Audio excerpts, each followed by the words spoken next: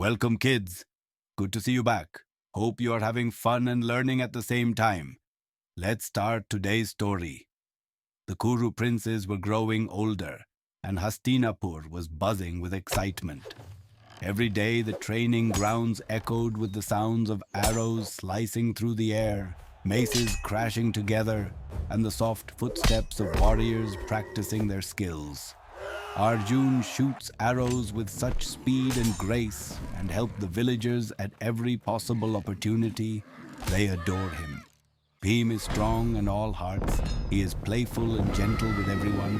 Sehdev helps villagers and fishermen by building bridges to make their lives easier. And Yudhishthir shone like the gentle morning sun. He was calm, wise, and spoke with a kindness that made everyone trust him. Soon, whispers began to float through the palace corridors. Yudhishthir is so fair, so honest. He will be the perfect king one day. Hastinapur will prosper under him. Duryodhana, on the other hand, after their graduation was busy in never-ending celebrations. But these whispers, meant as praise, fell like burning coals into Duryodhana's ears and heart. Every time he heard someone praise Yudhishthir, his jaw tightened. Every time someone admired Arjun, jealousy grew stronger inside him. He wanted the throne. He believed it was his birthright. And he could not bear the thought of Yudhishthir becoming king. One evening, Duryodhana rushed into the room of his uncle Shakuni, who was quietly rolling dice made of bone. "Uncle!" Duryodhana burst out. "The people, the elders, everyone says Yudhishthira will be king. I cannot allow that. Tell me what to do." Shakuni looked up with a cold smile, his eyes glittering with mischief and danger. "Oh, my dear nephew," he whispered, "sometimes a sword is too obvious. Sometimes fire is a better weapon." Duryodhana leaned closer. "Fire?" Shakuni nodded. "A fire that leaves no witnesses, no proof, no questions." Soon a plan took form, dark and shiny like hot oil. A beautiful palace was ordered to be built in the distant town of Varnavrat. It sparkled like a palace from a fairy tale. Tall pillars, shining walls, colorful decorations, and glowing halls where lantern light danced.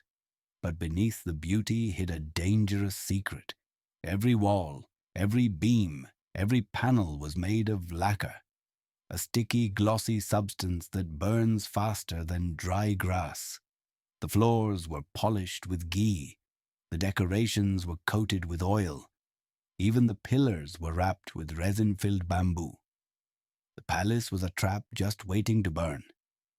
Shakuni whispered to Dhritarashtra, "Send the Pandavas to enjoy a festival there.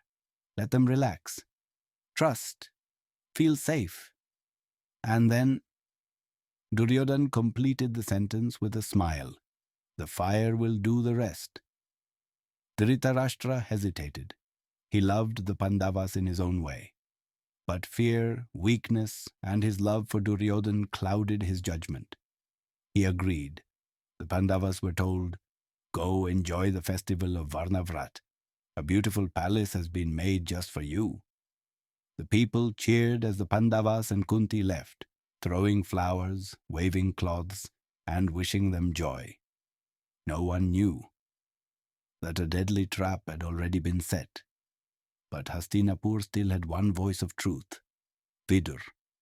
Before the Pandavas left, he called Yudhishthira aside and spoke softly, in words that only the wise could understand. "Fire burns the strongest walls, but water always finds a way to escape. Remember this when danger surrounds you." Yudhishthira bowed. He understood perfectly. Vidura suspected a scheme. When the Pandavas reached the palace of Varnavrat, they marveled at its beauty. The shining walls, the colorful hangings, the soft golden glow of oil lamps. But Yudhishthir walked through the halls, touching the walls gently. The smell of oil, the smoothness of lacquer, He knew this was no palace of celebration. It was a palace of fire. Immediately, they began digging a secret tunnel under the palace, a long passage that would lead far into the forest. A trusted miner helped them, working at night while the brothers guarded the door. Days passed. They attended festivals, met villagers, laughed politely. But inside, they waited and watched. They knew the fire would come. They just did not know when. Then came a night filled with music and joy.